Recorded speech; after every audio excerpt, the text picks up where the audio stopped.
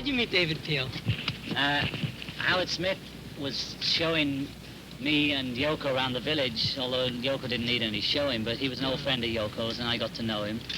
And he took us down to Washington Square, of course, and there he was, you know, shouting about, why do you have to pay to see stars and all that? And I'm standing at the back of the crowd feeling all embarrassing, and he must be talking about me, he must know I'm here, but he didn't. And then we walked off. And then another time we were going round the village with Jerry and Abby, was it? Yeah. And when we first got here, Howard Smith and Jerry sort of took it upon themselves to show us everything that was new, you know. Yoko saying, is this still here in the East Side? And they'd say, well, that changed, but this is still here. And we were doing that kind of gig, you know. And then we got down the village, and there he was. I don't know. It was arranged for us to meet him, but it seemed like a happening, you know. And he was just suddenly there, and we started singing with him in the street, you know, and we got moved on by the police, and it was all very wonderful, and that was it, you know.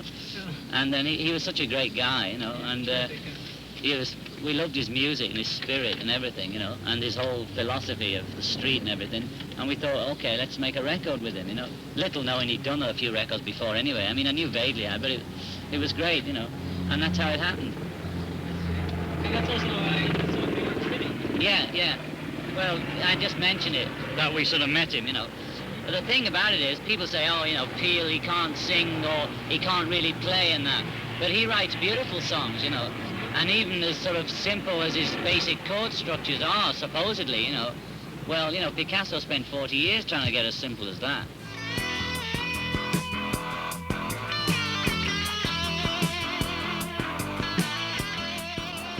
By the way, Bob Dylan was here at one time.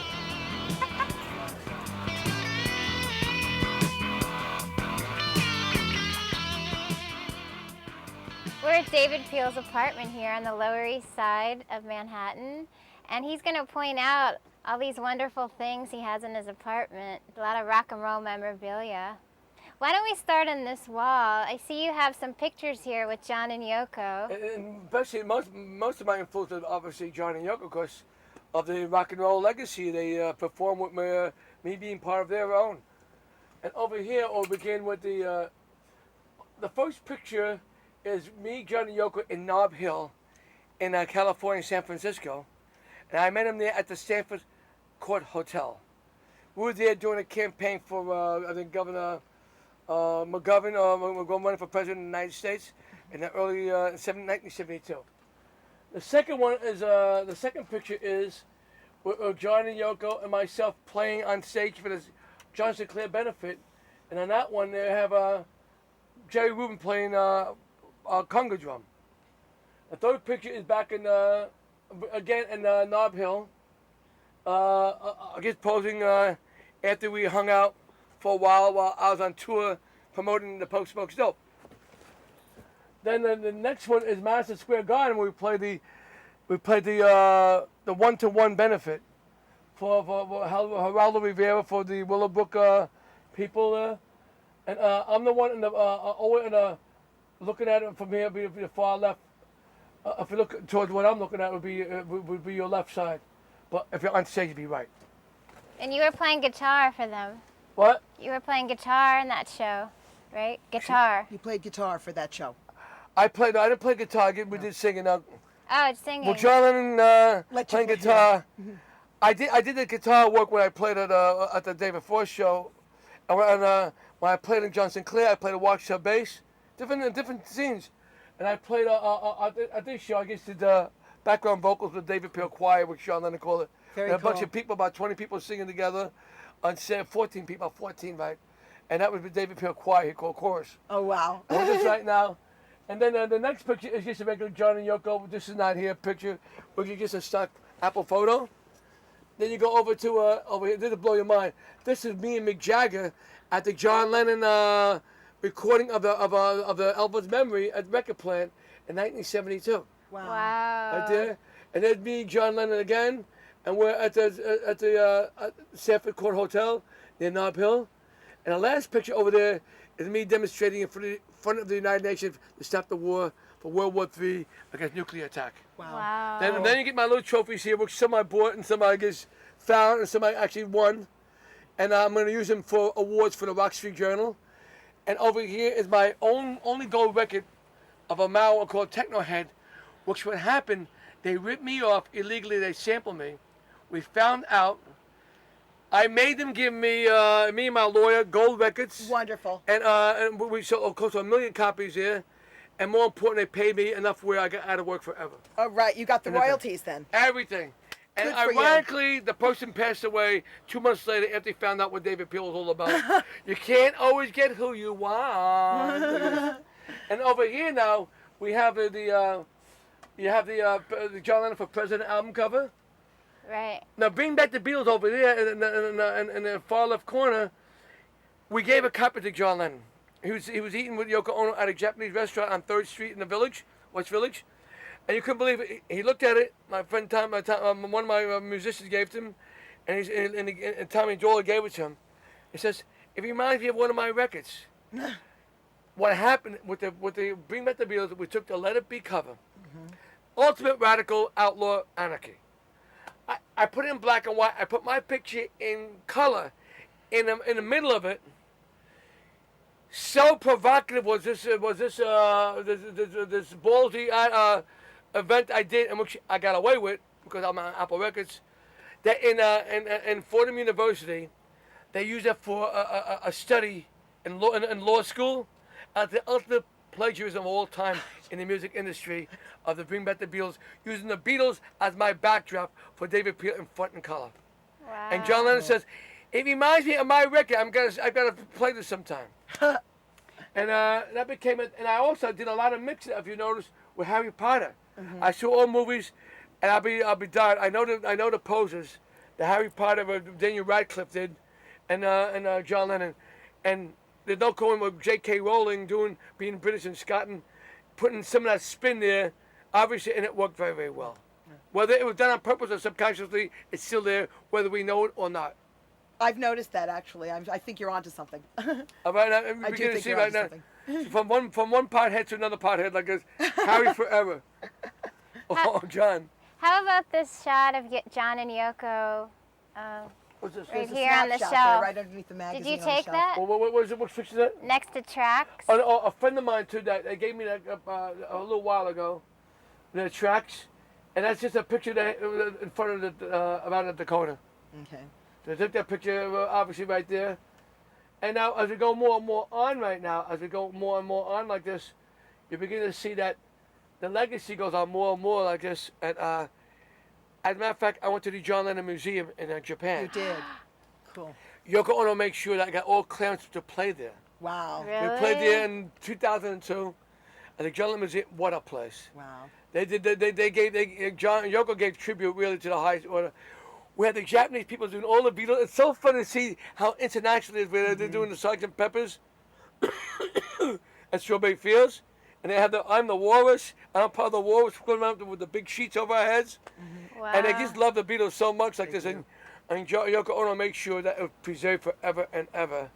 And man, now one thing you see here now, I have over here. Oh, it's not here now. Oh, I think it's over here. There's this. I have to show this in person. This here, an apple, which I bought in Brooklyn. I bought a bunch of them. I bought alabaster apples. I made of glass apples. I gave one to Yoko Ono for her birthday in February. Her birthday is February 18th. Right. So what I did on the bottom, I took this off, I cleaned up, and I engraved her birthday. I put down 2/18. And I signed it. I gave it to her for her birthday.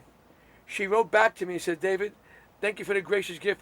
It is now on my desk." Oh, Wow, that's nice. cool. And began with the apple, and I know the white was there, and it was all cleaned up, etc. And I knew simple things are what people who are in a complicated life, all they want is a chance to be able to see number one. That's I can see how great. that would be a very fitting gift for her. It's very beautiful. By Yeah. the matter of fact, I gave another one to the museum. John Lennon.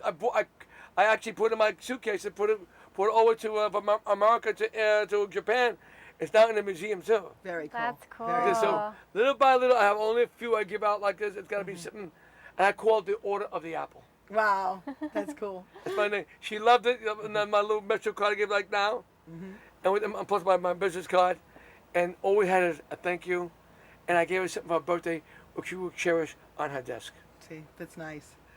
How about the guitars? Are these Do you have What? any special stories about your guitars? Oh yeah, the guitars. Okay, now, they go through ages. They go through the ages. The one I gave to I played with John Lennon. It's gone. It gets mashed up. I gave it away.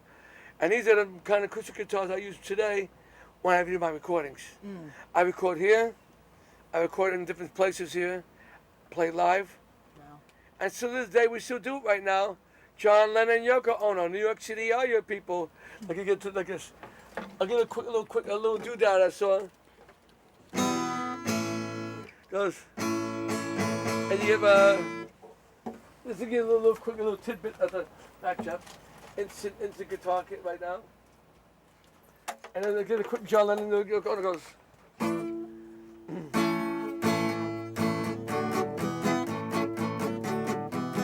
John Lennon, Yoko Ono, New York City are your people. John Lennon, Yoko Ono, New York City is your friend. Came to visit New York City, met the people from the streets. You dug the New York City people. You dug the New York City beat. John Lennon, Yoko Ono, New York City are your people. John Lennon, Yoko Ono, New York City is your friend. New York City is your friend. John Lennon, Yoko Ono in New York. Imagine peace, peace. All we are saying is give peace a chance. Hi. All we are saying is give peace a chance. John Lennon forever. Thanks a lot, David. David, this Thank has you. been a privilege. It's been lovely. Very like that. Thank you. We continue like this. Much success. I'll see you in England sometime in St. John's Wood. Have a good night, David. Bye. Bye. So now we're going to be heading West. further west to To Electric Lady Studios on 8th Street off of 6th Avenue. The Pope smokes dope. God gave him the grass. The Pope smokes dope. He likes his smoking glass. The Pope smokes dope. So we've come east from Bank Street, and we're now here on 8th Street in the heart of Greenwich Village. We're between 5th Avenue and 6th Avenue in Lower Manhattan. And Greenwich Village is historically a very bohemian area of the city, lots of artists, lots of musicians, and actually this recording studio, Electric Lady. Yeah, actually, Jimi Hendrix used to own this studio, and he was the first rock star to actually have his own studio. In 1968, he purchased the property for $50,000 and had it converted to a studio. It contained 2 studio rooms and an apartment on the top where he used to stay.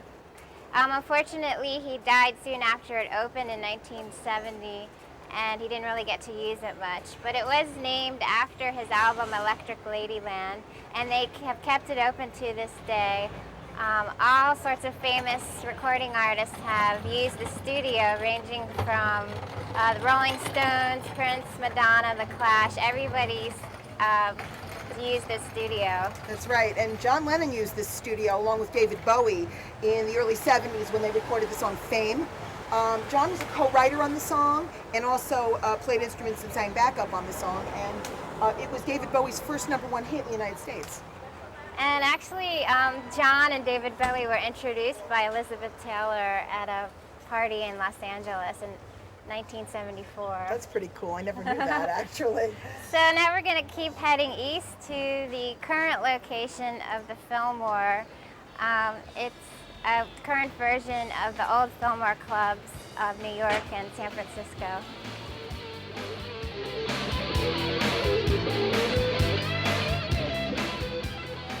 Well, we've come uptown and east to 15th Street and Irving Place from Electric Lady Studios on 8th Street. And we're standing here in front of the New York Fillmore. Right, and this is actually a current version of the old Fillmore clubs. There used to be a Fillmore East here in the city and a Fillmore West in San Francisco.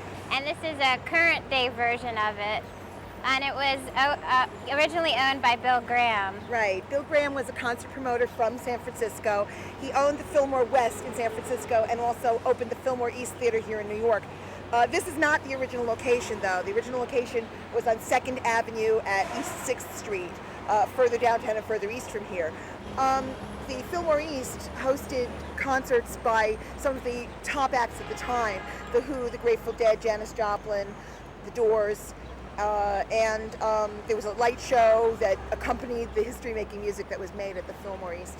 Right, and back in 1971, John and Yoko made a surprise appearance here, joining Frank Zappa and the Mothers of Invention on stage. Then in 1972, they actually held rehearsals here for 2 straight weeks before the one-to-one concerts, and the Elephant's Memory was their backup band for that. That was actually after the actual Fillmore was closed, but the theater was vacant, so they were able to use it for their rehearsals. Right, so even though the original Fillmore isn't open anymore, if you want to get a flavor of what the original club was like, you can come here. And they've got original posters inside and different memorabilia, and you can see new rock and roll acts. And actually, Sean Lennon appeared here a few months ago promoting his new album, Friendly Fire. And the theater is run by the Bill Graham Foundation, which carries on the legacy of Bill Graham, who died a number of years ago. And it supports up-and-coming artists and supports community activism and basically helps the arts in the community. Great, so now we're going to go just down the block to the Darrell Roth Theater.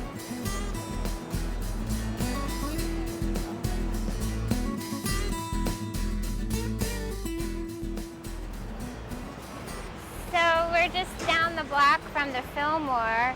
We're here on 15th Street at Union Square at the Darrell Roth Theater. And this is where the off-Broadway play, Ears on a Beetle, Life, Liberty, and the Pursuit of John Lennon, was shown in 2004.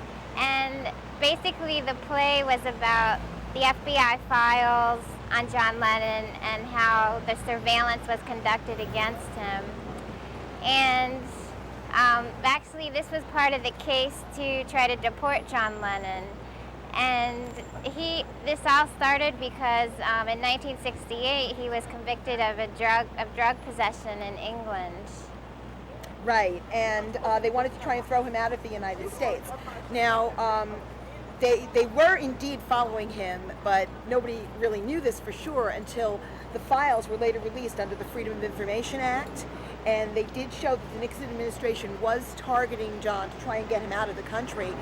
They were afraid of the influence he would have because of his association with left-wing groups, and that he would have an influence over young people and possibly influence them in Nixon's re-election.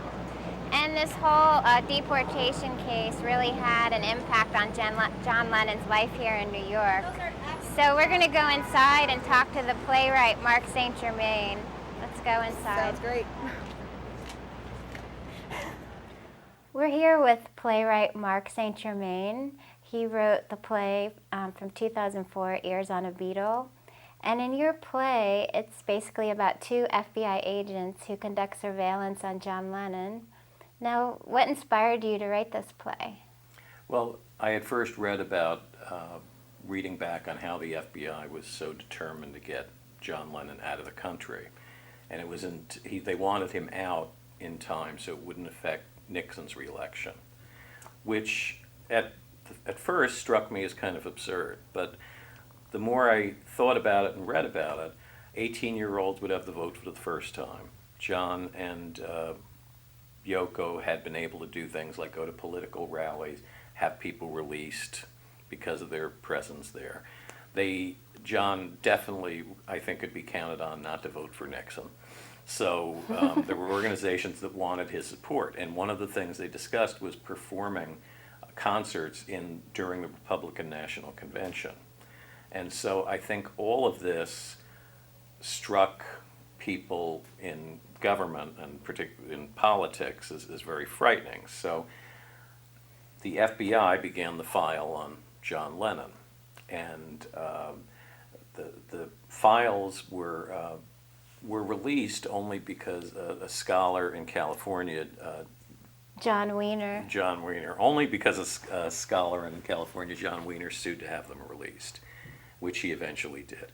And it showed a lot of things. First of all, how I don't think a lot of people in the FBI were all that familiar with Lennon. He's often mentioned as a member of the Beatles rock group, and when they did post a picture of him so that everyone would be able to recognize him, it was the wrong man. Instead, though, they put up a picture of David Peel, who was a rock musician in New York, who did know Lennon, admittedly, but certainly wasn't John Lennon. And he was connected with a song at that time that was very popular, The Pope Smokes Dope. So that's the picture they put up. And so there's an absurdity to it, but it's also very frightening, because they were determined that they were going to get him out of the country so that he could do no harm. And there are allegations that since John had been arrested for drugs in London, that they were willing to do anything, including plant drugs here in his apartment if they needed to get him out. And so luckily he had a wonderful lawyer, Leon Wilds, on his side, and he had a lot of people who stood up for him and sent letters of support. And eventually he was allowed to stay in the country. So the play is really from the perspective of two FBI agents who are assigned to the case, one who's an older guy who had been involved in investigating the Robert Kennedy assassination in Los Angeles, and one a young man who this was his music, this was his time, and how it really affected them, the relationships, and eventually their lives. Now, John Lennon actually isn't a character in the play, but he is referred to several times. Right. Why did you decide to do it from that perspective? Well, I don't think there's any way you can present him on stage realistically.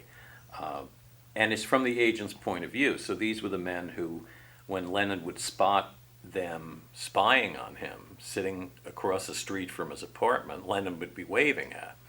And so there's an incident in the play where one of the agents goes to stake out his area, and he's in a phone company truck. And at that time, there was talk that Lennon's phones were bugged, and they were listening to everything. And the idea in the play is that Lennon knocked on the window and said, "Can you come in and check my phones?" So they end up having this conversation, which the agent did not want to have, but ended up getting very familiar with him because they both had some difficulties with their children at that point. John hadn't seen his son in quite a while, and this agent had just really the agent's daughter. The agent lost his daughter. He was going through a divorce, and once his daughter found out what he was doing in the FBI, she wanted nothing to do with him. And John's son was still in London, or still in England with his mother. So he missed him terribly, and the agent and Lennon were able to bond over that in a way that changed the agent's feelings a bit on what he thought about John Lennon. Now, were you a Beatles fan before you started the project? Sure, I am, I think, and particularly a John Lennon fan. So you were aware of the FBI files a while ago? I wasn't aware at all the extent of the pressure put behind it. I mean, this was something that went all the way up to the White House, that there were Nixon's aides who were involved in following this, and they were determined they did not want him around during the election to disrupt anything. So John was always a peaceful person, yet what they tried to play on is the idea that anti-war groups, one they named a group of people who were really just protesting the war, the Alamuchi tribe, for instance. They would try to give them these names to put a little fear factor in there, that John was somehow going to lead an army of peaceniks to disrupt the convention and the country. And fortunately, they weren't able to do it. But I think what happened to him is certainly is contemporary today, with I think the line between defending our country and invading the privacy of its citizens. And Lennon was certainly, the only fear that they should have had about Lennon was the one fear that he might have influenced a lot of voters to vote against Nixon. Right. Now, when you acquired all the FBI files, how long did it take to go through everything? That must have been a huge project. There were a lot of files, but I was fortunate to have someone be able to go down to FBI headquarters where they're on file and just make copies of everything and go through it that way. And when you went through it, is there anything that kind of stood out when you looked through these files? Well, there's really a lot. I mean, first of all, just the amount that's been edited. I mean, you Blacked can see out. just blacked out pages. Some of the documents that show up, a rider that John Lennon must have made to some, what's here, Social Security number on it, some official document. Self-employment in connection with the following corporations: Apple Corps, Apple Publishing, the Beatles, Yoko Ono projects. They collected everything they possibly could. And you can see here just the amount of things that they would edit out and use the excuse that it was national security, which John Wiener, who was persistent even to today, I think got some of the final pages now, and there was certainly no threat involved here to anybody. But they were very thorough in covering all the press, anything that John Lennon did. And John Lennon was very aware of their following him. And so when he would appear on a show like the Dick Cavett Show, he was very upset. He would walk out of his door and there's FBI guys following him. And I think there was an intimidation factor that he was concerned about. And he probably the perception of a lot of people was that he must be out of his mind. Why would the FBI be following John Lennon around, and why are they so concerned? But there was certainly a legitimate reason. And you also had the files on display in the lobby during the run of your play. Did you get feedback from a theater goers? We did. Actually, what we did is we had all the files on display, and then we had certain ones put on the wall that people could take a look at. And there was a lot of disbelieving laughter, that people just could not believe what was being said. Right. And it was an interesting reaction. That on one hand, it is very funny. On the other hand, it was a potentially very dangerous situation to Lennon's liberty. Now, the two FBI agents in your play, were they based on real people, or? No, they weren't, because I'm sure there were a lot of agents, and you can see as you go through this, a lot of the agents' names are blocked out, so you don't know who was really involved. They're really just kind of a composite. They do occasionally use incidents from the actual files and sometimes the language of the actual files, but they're totally fictional. And at the end, I thought it was really interesting. You kind of left it in a kind of suspicious tone when he was killed, because I think there was another car that was apparently there at the scene of the crime, and you kind of left that unanswered as to who was there. Well, it was a dramatic device more than anything to reunite the two agents on the night of Lennon's assassination. But there was apparently a car like that was mentioned in the newspaper that was, I guess, driving up also to the Dakota and then sped off after the gunshots. Now, I'm sure it could well have been a perfectly innocent situation, but it was the dramatic device to get them there. But there were a lot of, to my mind, very odd choices made in investigating Lennon's assassination. And there have been films made on that and books written about that. But in what we did in the play is kind of connect in ways how the Robert Kennedy assassination investigation was handled, and the psychiatrist who handled his assassin, who was the same that the New York police or the FBI, I don't know whose jurisdiction it was, brought in to examine Lennon's assassin. Wow. And this is a man who had received a lot of criticism, or certainly some criticism for his methods. It was an odd choice, I thought, that they would pull in a man who had been involved in something like this in the past, Right. where people wanted more information and just really, I guess, never received it, and had questions about how he dealt with the assassin. Mm-hmm. That why they would pull the same man up Right. to do this. Whether the man did a good job or not, it's really irrelevant to me. What the question is, why would you take somebody who people regarded as problematic at times, and bring him back to do someone else? So, knowing all the facts you know about this FBI case, what do you think we can learn today about what happened to John Lennon with the FBI? Well, I think with what our country is going through now, it's a constant tightrope of security versus freedom, and I think it's something that people always have to be wary of. And I think there was no one who I don't think loved the United States more than John Lennon. He chose to live here. He loved New York City. He wanted to stay here probably for the rest of his life. Mm-hmm. This is certainly somebody who wasn't any danger to the United States, beside being, probably one of the greatest musical geniuses of our time, certainly, if not all time. Mm-hmm. And I think we have to be careful that not only the rights of the well-known, but the rights of ordinary people are protected. Right, well said. Well, thank you very much for Oh, you're joining welcome. us. You're welcome. And we'll have to catch one of your newer plays coming out soon. The Pope smokes dope.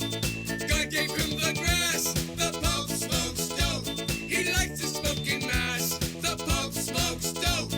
He's a groovy head. The Pope smokes dope. The Pope smokes dope. The Pope smokes dope. The Pope smokes dope. Cha cha cha. Well, that was a really interesting interview. Absolutely fascinating. We got a lot of really great information from Mr. St. Germain. So we're going to head up to Midtown to the Association of the Bar. Which is up on 5th Avenue, 44th Street.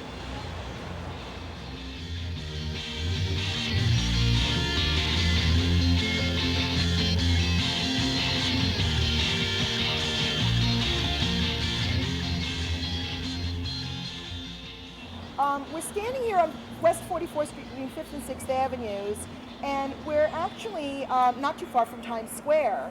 Times Square, of course, most people know as a famous part of New York. It's where the great crystal ball drops on New Year's Eve to celebrate the new year. It's the heart of the theater district. It's got neon lights and all kinds of fabulous things. It's a really great part of the city, and a lot better than it used to be. There's restaurants and shopping and all kinds of places to see in Times Square. It's a great part of the city. So now we're here on 44th Street and in front of another significant location. Yeah, we're actually here in front of the Association of the Bar of New York City. And back in 1973 in March, John and Yoko held a press conference with their lawyer, Leon Wilds. And basically they were stating that they were going to appeal the immigration case against John Lennon, trying to deport him. So at the press conference, their lawyer talked about the case, but then all of a sudden John and Yoko interrupted. They started waving white handkerchiefs and declared the new territory of Newtopia. It was a conceptual geographic location that said there was no land, no boundaries, and no passports needed, only people. Right. And they continued the concept of Newtopia further than this press conference. On John's album Mind Games, when it was a record, when it was a vinyl record, on the first side of the record ended with 3 seconds of silence, admittedly hard to discover that was there if you didn't know, that was listed on the track listing as the national anthem of Newtopia. And it's actually still on the CD also. There's actually a very large silence between two songs, and that's the Newtopian national anthem.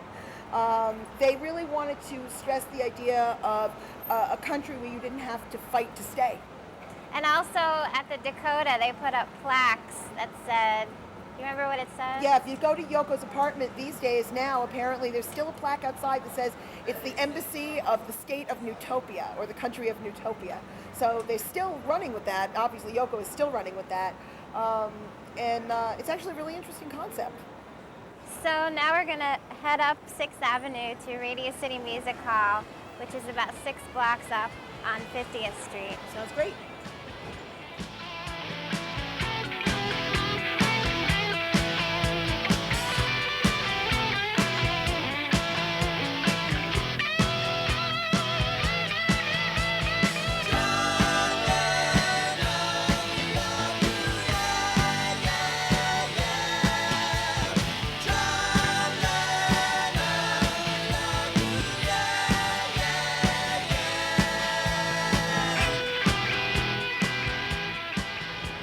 So we've walked uptown from the Bar Association on 5th Avenue and 44th Street to 6th Avenue and 50th Street to Radio City Music Hall. And Trina, there's some interesting stuff that happened here at Radio City, right? Yeah, Radio City is actually the home of the Rockettes. You can actually take a tour inside and meet one of the Rockettes. They do their famous Christmas spectacular every year. It's the nation's largest indoor theater, and they've had a lot of music shows here, including the MTV Awards and the Grammys. And a famous concert that was held here was a John Lennon tribute concert back in 2001 in October, and it was a benefit for the victims of 9/11. It was organized by Yoko. Oops. And a lot of musicians performed, including John's son, Sean, and Kevin Spacey was the host. Yeah, and what was really interesting about that is that this was a couple of years before he did his biopic about Bobby Darin, in which he sang all his own songs, and nobody knew that he could sing. And he did, which song did he do? I can't remember now. Mind Games. Oh, okay, yes, that's right. He did a rendition of Mind Games that was, it blew the audience away. It was amazing, and nobody knew that he could sing that well. He was the highlight of the show. Okay, so now we're going to head up 1 block away, up to 51st Street, to Berlitz, the famous language center, where John Lennon learned to speak Japanese. Sounds great.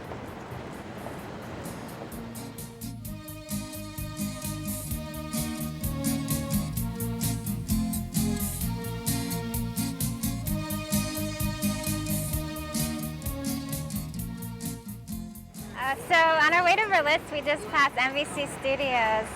And back in 1975, this is where John Lennon did his last TV interview on The Tomorrow Show with Tom Snyder. I remember seeing that on television, actually, when it was happening.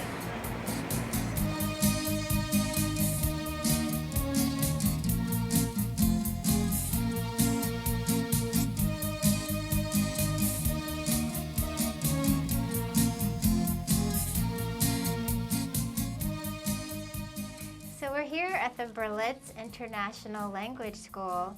We're at the flagship school in Rockefeller Center, and we're here talking with Tomiko Steinberg, Tomiko-san. She was the Japanese instructor for John Lennon in the late 70s. John and Yoko planned to go on a family vacation to Japan in 1977, and John Lennon enrolled in an intensive Japanese course. Now, how much time did you spend with John during the class? Well, during the class, I mean, this whole together. All together, he took this crash course for 10 weeks. Wow. But only 8 weeks he took it, and then he went to Japan. And then after that, he came back, I think only 1-2 days. And then that happened. So after, I think still he left 2 weeks, but he didn't come.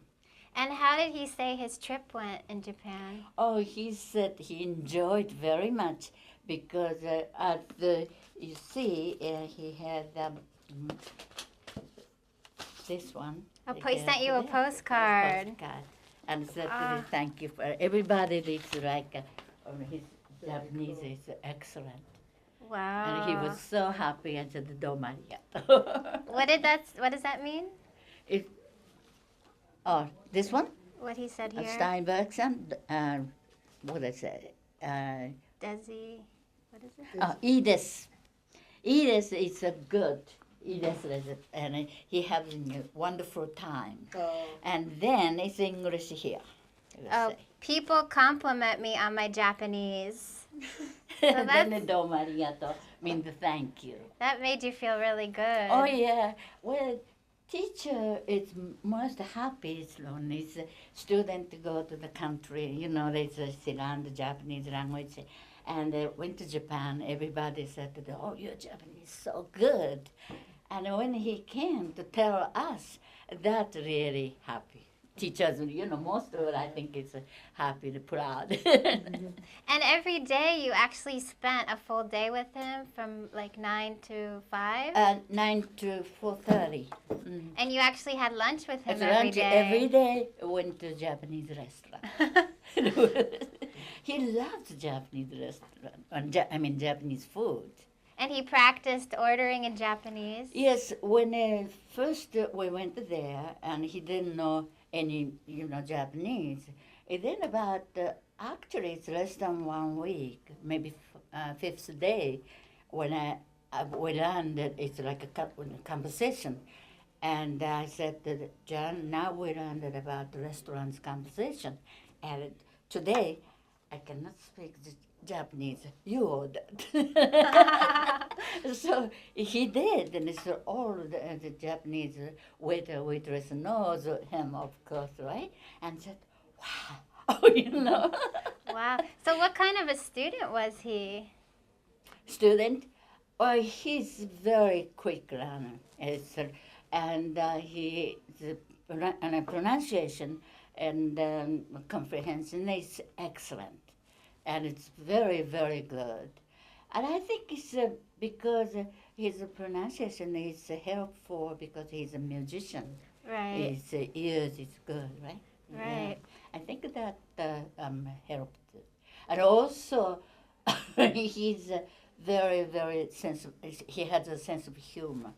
So every time he studied, well, for instance, I said that, for instance, eating with a chopstick. I would say eating Japanese food with a chopstick, it's difficult. If I said that, meanwhile he was drawing, and he said, I think I have it here. It's I'll show you funny things. So is this actually homework that he did? This is not homework. He was doing a lesson. The And lessons, that's all yes. He did this, and he is really funniness this way. See, if I said like eating with a chopstick is difficult, then he did like use the same sentences, but a different vocabulary, which is he's already studied, and put like this, and walking with hands is difficult. And this is a picture. That's so funny. And he's remember that way. That's interesting. So can you point out some of the other drawings he did and what the Japanese phrases were that he was learning? It's these all is his phrase and some. This is himself. What is this? Jibun means myself. That's cool. And I did though here. I just marked Oh, you it. marked some. Yeah. Yeah, This that. is a walking, yes. right? Oops. This one is. We was doing. This one was feeling like adjectives, like sad and happy, lonely. When that, he did this. So this one is wabishi. Wabishi is like nostalgic and little sadness, loneliness, And then he put it this way, and he remembered that way. So did he show you every day the new Oh drawings? yeah, I had to look because instead of writing, and he's drawing, right? And it's like I said before, is that eating with chapstick is difficult. That moment is already upside down. He's walking that. So he was picture. drawing during class? Mm-hmm. Wow. And he said, "How is it?" Then he read it. He was like repeating, you know, like same way which I said, but the drawing is a different drawing. Right. And that's the way that he remember. When you know, there is a vocabulary to use that. It's really terrific. So It's let's take a wonderful. look at a few And, more. What yes, about this one? This one I'm not That's trading. classic, classic Lennon right there. It is though. Yes, I'm not trading with you. That's funny. Oh, he has really funny. Now, did you know anything about the Beatles or John Lennon before he became your student? Were you a fan at all, or? Oh yeah, I know this all about the Beatles, you know, and song and that. And it's when the first time I came and was at the hello, I saw somewhere, you know. And you spent a lot of time with him, and you actually went to a few shops with him at one point. Oh yes, we went to and many times, you know, shopping, and it's interesting. We went to the and that was a Christmas time, so one day he said, "I want to get the present and also myself," and that, oh yeah, I said, "Can you come with me?" Of course. So we went together in the department stores, and he said, "I want a night shirt," and it said, "Long one." And the sales girl said, "Night shirt?" I said, "Yeah, black silk night shirts." And she said, he bought before, but he's so comfortable and he loved that one, and he wanted more. So he said the silk and the long one, not the Wow. pants. So sales girl looked at me and said, "Long as your wife like it." And so I said, "I'm not his wife." And John said, "She's not my wife." That's And funny. he was like, you know, she just didn't understand what's going on, you know. Like, Because at the time you had long, your yeah, hair I was was long. long hair. Sometimes a ponytail, sometimes it's loose, you know. And so it's also for foreign. I think they think Asian girls all look the same, you know. Many times we was walking and said that they said, "John, and may I have an autograph?" Of course, this is my business. He was saying, you know. So then funny. they realized because I was standing next to him, and he said, "Oh, hi, Yoko." I said, "I'm not you." He said, "She's not my wife." That's so funny. Always that happened. It was so funny. It's he is very shy. I don't really believe it. He's shy, but I think he's not real shy. That shyness, I think, it came from like British classic manner, Right. you know. And so he's not show off. He's not like aggressive. I want Right. to say more like modest, very Right. modest. Yeah, and he's really gentle. And he was nice. You said that actually he offered to give you a ride home a few Yes, times. that was the first day. It's the first day he came. We was studying about the bus, you know, like taxi and car, that kind of thing, and go and come.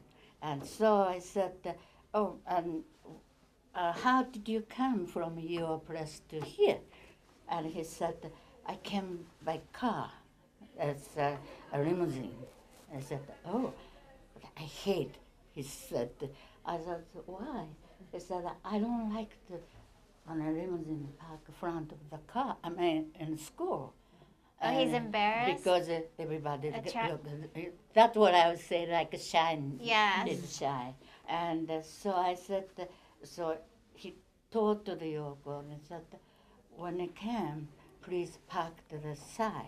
And look for a brother. Now look for a brother, you cannot. Privacy, go through. too.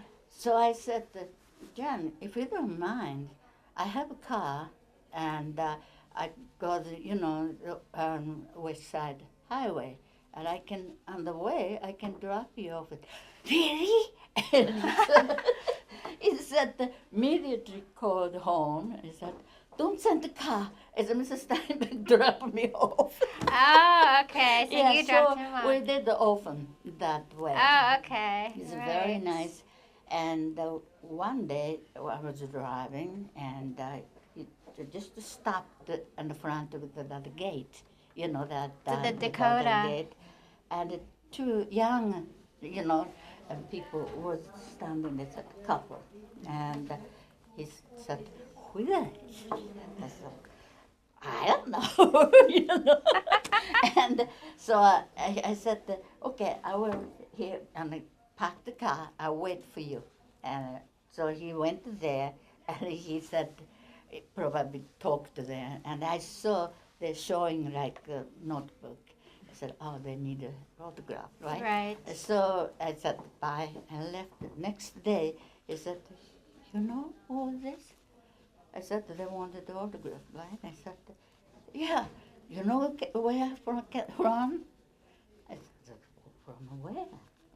From Hawaii.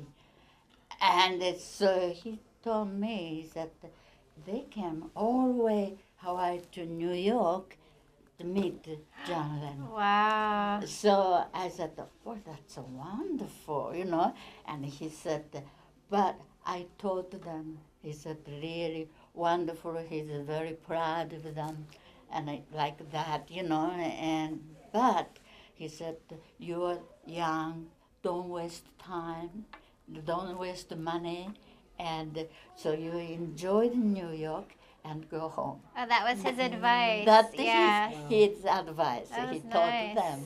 Yeah, it's wonderful, Did he ever talk to you about music?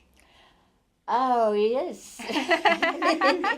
Music is, when he was here, he's completely stopped music, and he was studying, and he said, I'm a nandemoya. Nandemoya means Japanese everything do. Like he could be a babysit, he could be a maid, he could be like a wife, He could do like anything. everything. So he said, I'm nandemoya, and I'm studying here, and it's so happy, enjoyed. So it's interesting is, I said later, I said, John, I think there's a lot of people in the world, and people are waiting at your new album. He said, you think so? It was really funny. It's like this, so shy. You think so? And I said, sure. So I said, mm-hmm. Then they went to Tokyo, right? After came back, he said, Miss Steinberg, I will give you good news. You'll be proud of me. I said, what did you do? He said, I made music. So we're so happy, I said, oh, really? He said, yes, I'm going to make record. That was the last record. Ah, okay. What a beautiful boy. And also interesting things, like I said before, he's not to show off, that kind of person. One day, Sean-chan, we call it Japanese Chan. And Sean-chan went to his friend's birthday. Uh-huh. And happened to be, he saw the yellow submarine on the record and a jacket. And he looked at it and he said, this is my daddy. why so funny jacket she's wearing? And then he saw it was all ring or, McCartan. Right. He said, these all Daddy's friend. Uncle McCartan, Uncle Ringo, he was saying. So friend's mother said, son, don't you know that your father is a very famous man? He said, oh, why? He said, because he's a famous musician. And he couldn't believe it. He never heard Wow. it. I think it's Yoko-san and John never mentioned. So he went home, he asked them, said, Daddy, they told me you are a famous musician? And so Yoko and John looked at each other and said, okay, this is the time to say what's your father's business. Right, right. Yeah, that's when he told me that it's wonderful, and finally he found what father's real business is. Now, did Yoko-san ever come here? Oh yes, many times. Sometimes when I don't drop him and at Dakota, because Yoko-san and Sean-chan and their maid, they came here to meet and back to the Japanese restaurant again. So I said, John, you going back to the same restaurant again? He said, yeah, first of all, I love Japanese food. Second of all, I can practice Japanese. Right. It's really wonderful. That's It's great. terrific. They actually took 3 trips to Japan each year. Was this before the first Well, trip? I think, no. It was in At that 79? times, I think Yoko-san lost father, I think. And so mother was alone. So she's lonely, so they wanted to see her mother. That's why. Oh, I they went see. to the- Okay, great. So after come back, it's only 2 days, I think, she came back. And she and he both. And also, you see this, he loved taste, right? What does this say? Oh, Tabe Nasara? 食べながら. What does that mean? 食べながら is while eating. Is what I have. Oh, so Eyeglasses. there's like 50, 100 pages here of drawings. Oh, yeah. It's unbelievable. And this postcard. That's great. This, 食べながら話すのは難しい. When this, okay. it's difficult to speak while you're eating. Oh. That's funny. It's funniest one. I show you this. Oh, did we look at this? This one is like savvy loneliness. Oh. So you can just, but savvy means not just lonely, it's more lusty feeling, So that's what it is. So he actually did these like in a couple minutes during Quickly. class. Oh, each one is like a couple minutes or sometimes Wow. less than a minute. I think there's And another it one. had, Oh, you showed that one. what's the other one? It's taste. Ah. This Wow. was like a sweet, sour, and so were the. Wow. This is sweet, Yeah, and this is a sour. that is so funny. So it's salty sour. And what about this book you brought? Or this one. What this one is? 日本語話すのは難しいです。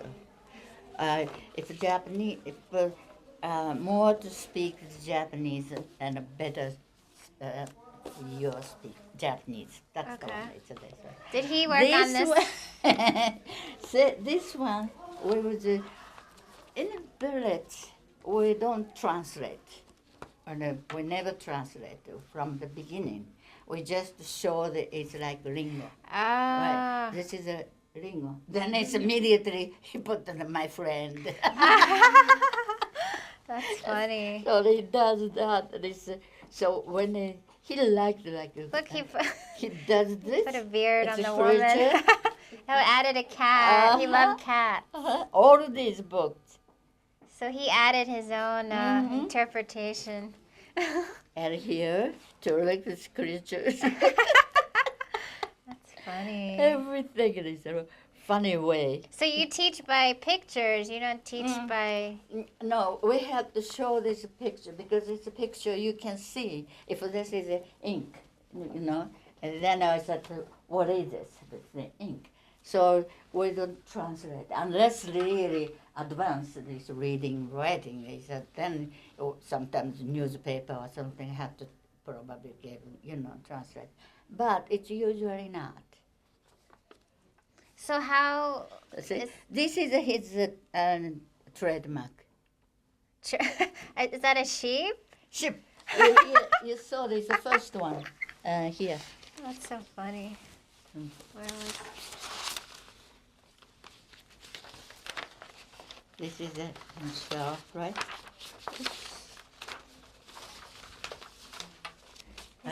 Here too. His trademark is the sheep. Yeah, usually he does everything for the sheep. Oh, here probably first one. Was it is this a letter he sent to you? Yep. What was the Yeah, letter? this is it. Oh, there's his sheep. With love and what is it? Blessed. I can't read that. Oh, it's for Christmas. It was 70. Looks like 77. To Steinberg-san, that's you. How about this letter? This looks really interesting. That's his original. He was just. It says experts are boomerang rounding the world. Do you remember the occasion he gave this to you? Oh yeah. What was that for? And also, we was talking about trading, like world trading company. That's called World Trading Gaisha. So he said, "Oh, this is the World Trading Geisha." That's funny. I think I have it here probably somewhere. He put the World Trading Geisha. I said, "Oh, he's so funny. So many interesting." So how would you compare him to other students you've had? He's a quick learner. He's very, very quick. Because, like I said, that is because a musician is very, very good. Like a vocabulary, comprehension. It's also when he doesn't hesitate to speak up. That is the main thing we needed. Speak. You don't need, even if you make a mistake, it's okay. Don't hesitate to speak up, and that he did. It's terrific. Well, this it's is wonderful. This has been such a privilege. He is funny. Is one day we walked at the village, and suddenly we were walking, and suddenly he said, "Turn, that's enough." I said, "What?" And look at the two cameramen. It's followed. He said, "They followed from the restaurant." Oh, they followed. So I said to John, I said, "Wow, I didn't know that you had eyes in the back of your head." And he was laughing. That's so funny. We're always joking each other. And so did he met some of the other instructors while he was here? Oh, yes. So also, instructor, we had actually two. One instructor is left already. But most of it, we together, and we went to there. And he's really he doesn't want to be like a famous person. He wants to be like a regular, an ordinary person. Right. Yeah.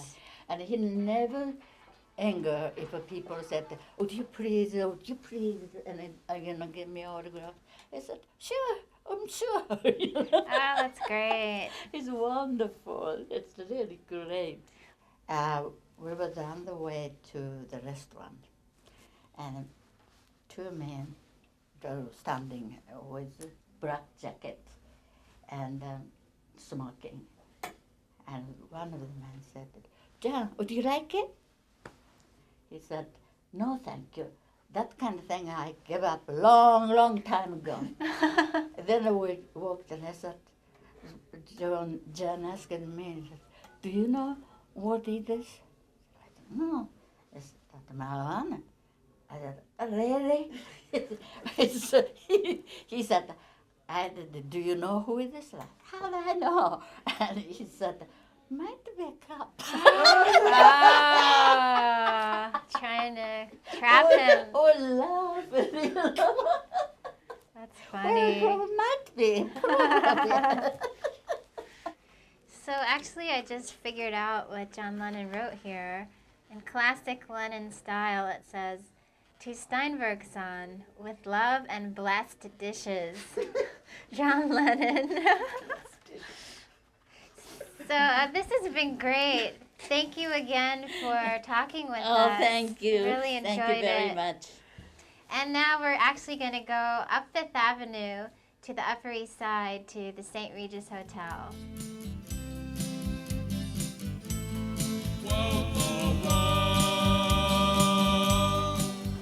So we've just come up Fifth Avenue about 5 blocks, and we're at East 55th Street.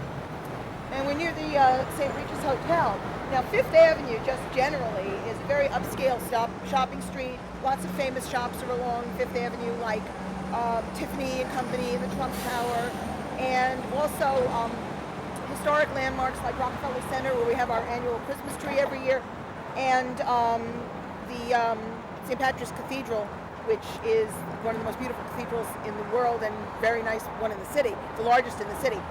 So we're here on the Upper East Side outside the St. Regis, but this is definitely significant to John. Why is that?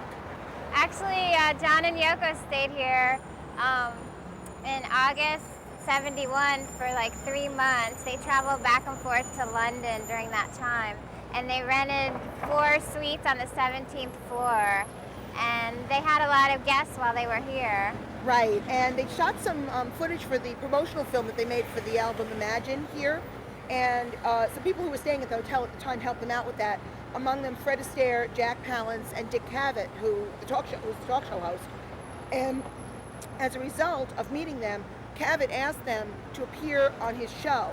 And they were on the show in September of 1971 and again in May of 1972.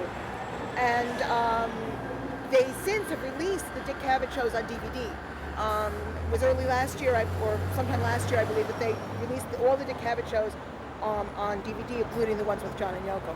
Yeah, and it was interesting on that show that was the first interview John did in the U.S. since the Beatles broke up.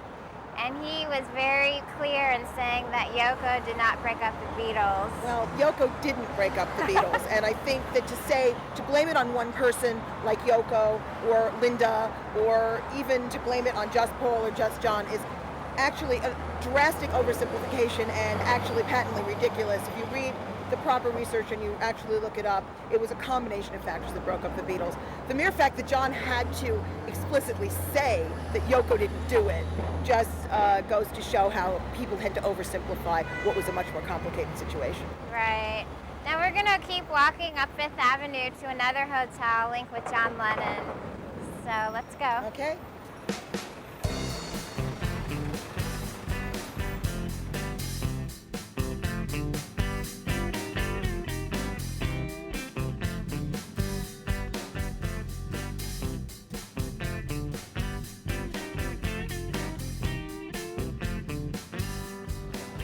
So we've walked up 6 blocks from 55th Street in the St. Regis Hotel, walked up Fifth Avenue to 61st Street, and we're across the street from the Pierre on the Upper West Side, directly across from Central Park. Yeah, and in April 1974, John returned from Los Angeles during his last weekend period, and he came here with his friend Harry Nilsson. They actually shared a suite in the hotel while John was producing Harry's album, Pussycats. Harry, I remember meeting Harry at the Fest for Beatles fans. That's the annual convention that's held every year in New York and Chicago. And he was a frequent guest at the conventions before his death a few years ago. He was always an interesting speaker. He would tell some funny stories about that period of time. And also worked tirelessly to raise money for gun control awareness and the Coalition to Stop Gun Violence. Because of the way John died, he was very much a supporter of that cause. And we all miss Harry. You know, he died a few years ago, but he was a really great guy and had a lot of great stories. May Pang actually came to join John a month later in May of '74, and then they spent about a month at her old apartment on the east side. Then they decided to get their own place on 52nd Street, right down by the river. So that's actually where we're headed now. We're heading further east all the way on 52nd, right by the East River.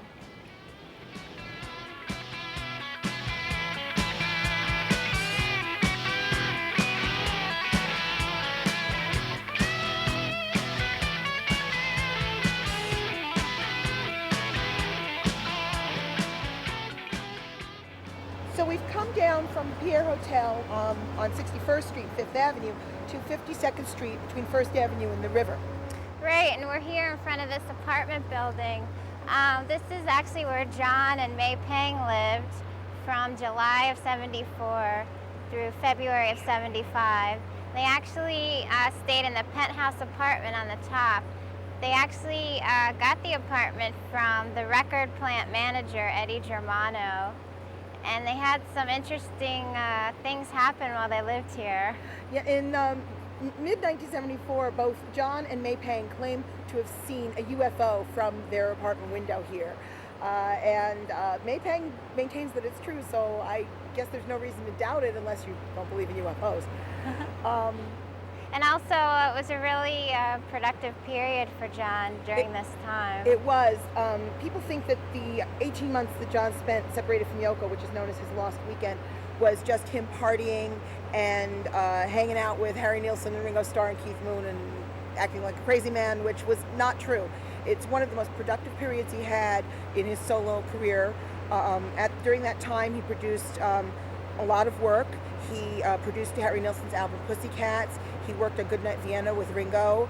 He produced 2 of his own albums, Rock and Roll and Walls and Bridges, and actually was writing songs, churning them out, working, and doing a lot of productive things. So it wasn't just a time that he spent drinking and carousing. And actually, May and John spent roughly half their time during the last weekend here in New York. Most people think it was all in Los Angeles, but there was a good chunk in New York. And actually, here at this building on the rooftop is where Bob Gruen took the famous photo of John wearing his New York City t-shirt. And he was also wearing an interesting necklace. Which one? Oh yes, the necklace that he was wearing. I was just trying to think which necklace that was. He and May had twin necklaces made, and John's was two charms. One was a cross, and one was a charm that was an astrological sign, Libra, on it. And May had the same necklace made, although I don't believe May is a Libra. But they wore twin necklaces. And although they look like silver in the picture, May has said that they're actually gold. Right, so now we're going to take a cab ride a lot further uptown and on the west side to go to the Apollo Theater. All the way up in Harlem. That's going to be quite a trip. We'll have a great time. So let's go find a cab. Okay.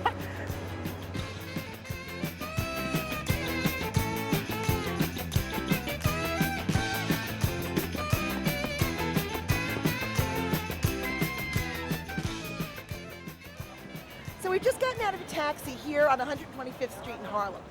Now, I should point out that Harlem has a rich history of its own here in New York. It's the heart of Black New York. It is a great shopping street, wonderful atmosphere here right now. Harlem had a rich history in the as early as the 1920s when the Harlem Renaissance was going on and all the jazz greats were playing here. People like Duke Ellington and Cab Calloway and Ella Fitzgerald and Nat King Cole, people like that. And we are here because there is a significant John Lennon site, believe it or not, here in Harlem. Yeah, actually John and Yoko performed at the Apollo Theater in December of 1971 at a special benefit to benefit the victims of the prison riot at Attica State Prison. It was a pretty bad event. The actual riot. 38 people were killed, 31 inmates and 7 correctional officers. And so Yoko sang her song Sister Oh Sisters, and John sang acoustic versions of Imagine and Attica State. Right. What's really ultimately ironic about that is that the man who killed John, the murderer, is actually in prison at Attica State Prison, which is outside of Buffalo, New York, upstate. The thing is that he's serving a 20 years to life sentence in Attica State Prison. People often wonder why he didn't get a harsher sentence and why he's been eligible for parole since 2000. The reason is that in 1980, when he committed his crime, there was no statute on the books in New York that said life without parole, and there was no death penalty. And you can't apply a sentence retroactively. So the most they could sentence him to in 1980 was 20 years to life. That was the highest statute you could do in New York State. There was no trial. He pled guilty and he was sent immediately to prison, but that was the biggest sentence they could give him. Which means that as of the year 2000, 20 years, he served his 20 years, and now it means every 2 years he's eligible for a parole hearing. And every 2 years now, Yoko has to write a letter pleading with them not to release him for the safety of her family. Right. Now the thing is, having a parole hearing is different from actually getting parole. You won't necessarily get it. And since this was such a high-profile case and so notorious, and also because he's shown that he has absolutely no remorse for his deed at all, and he's clearly not rehabilitated, it's highly unlikely that he will get parole. And the other thing is that if they did let him out, there'd be a long line of people waiting to do him in. And I don't think the New York State Parole Board really wants his blood on their hands. So it's highly unlikely that he will ever be released from prison. Well, yeah, let's hope he definitely never gets out. We're going to continue now all the way down to the tip of Manhattan to see the Statue of Liberty. Let's go.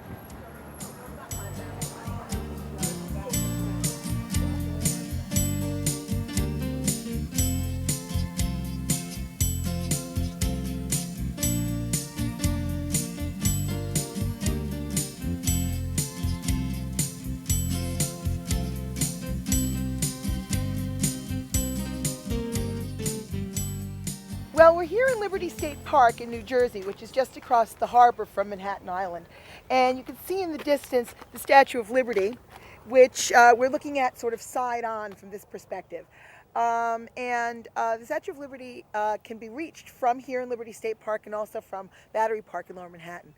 Yeah, and on October 30th, 1974, that's when Bob Gruen took the iconic photograph of John Lennon flashing the peace sign right below the Statue of Liberty.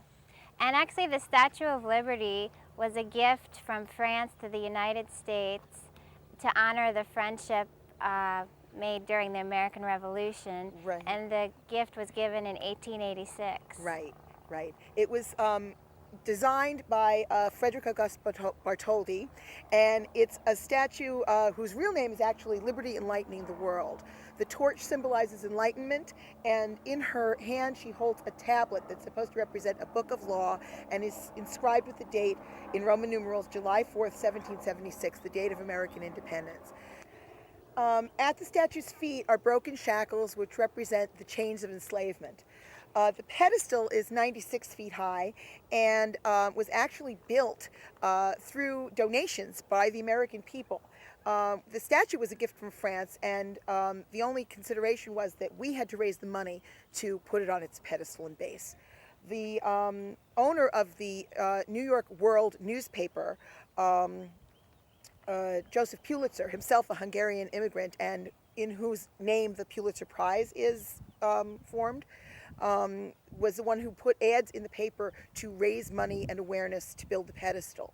Additionally, inside the pedestal on a bronze plaque is inscribed the famous poem by Emma Lazarus, another immigrant, called The New Colossus, the most famous portion of which is the bit about "Give me your tired, your poor, your huddled masses yearning to breathe free." She also wrote that poem in 1883 to raise awareness for money for the pedestal. So the statue represents immigration and represents freedom and enlightenment for people who want to come to America. And on the day that John Lennon took that photo, he took the ferry from Battery Park, and since it was the fall, he was wearing a black coat and a scarf and a blue cap. He also had a button on to promote his latest album, Walls and Bridges. It said, "Listen to this button." That's right. Now, it was photographer Bob Gruen's idea to take the photo in hopes of drumming up support in favor of John in his deportation case that was against him through the government. Right, and the photo actually didn't become really famous until after the case was won, interestingly, but it has become an iconic photo of John at this symbol of immigration. Now, fans can actually recreate the photo. A friend of mine once came from England and he wanted a picture. We went to the Statue of Liberty and he wanted a picture that was like the picture of John. I learned the hard way that you need a really wide-angle lens to do it, though, because I didn't have a wide-angle lens at the time, and I had to lie on my back on the sidewalk and take the picture upside down, and I'm convinced that the Parks Department rangers thought that I was a crazy lady lying on the ground taking this picture. We did recreate the photo, though, but it works better if you have a really wide-angle lens. So this is actually the last location on our tour, so why don't we head on the skyline and pick a good place to stop? Yeah, I think that's a great idea.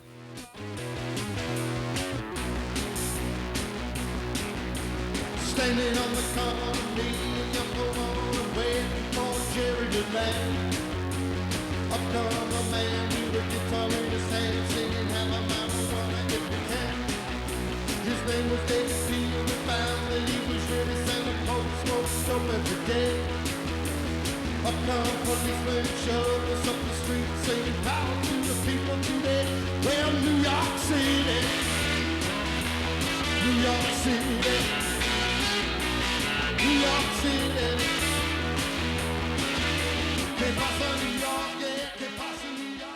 Well, Trina, that was a great visit to the Statue of Liberty that we had to conclude our day in John Lennon's New York. We've been all over the island of Manhattan today. We visited the Lower Manhattan, we visited the Upper West Side, the Upper East Side, Midtown, and we've even gone all the way up to Harlem to see all the sites associated with John Lennon's life in New York City. Right. We hope you've enjoyed our tour of John Lennon's New York, and we invite you to come and explore New York City for yourself. New York is a great city any time of year and a great city any time of day. And after you've seen all the sites associated with John, do check out some of the nightlife and some of the wonderful things to do in the evening here in New York City. So I'm Trina Yanikos. And I'm Susan Ryan, and we hope you'll visit New York City sometime soon. We hope to see you here. Bye.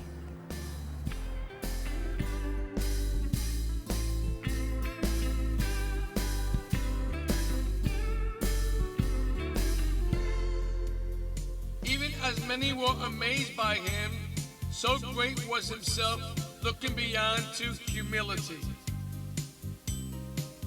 And his appearance beyond that of the songs that he sung, so shall he keep singing for many nations. Because of him, people shall live in the joy of music. For those who have heard his music shall sing the songs for peace and love and happiness. Who would believe what we heard in our lifetime would be so beautiful to hear from a great musician, John Lennon? He grew up in Liverpool, England as an ordinary person who loved playing music and writing songs. There was also in him a poet and artist that gave life form to his words and music and pictures. There was a song he wrote called Give Peace a Chance that helped change the world to make love, not war. A man of sacrifice beyond his own fame and fortune, benefiting those in need through his performances and Spirit Foundation, and still now existent for today and tomorrow. He lost his life from someone whose life was lost in sorrow and despair. May God have mercy on that soul who took away the love of life from John Lennon. For John will be forever our friend, for peace and love and music.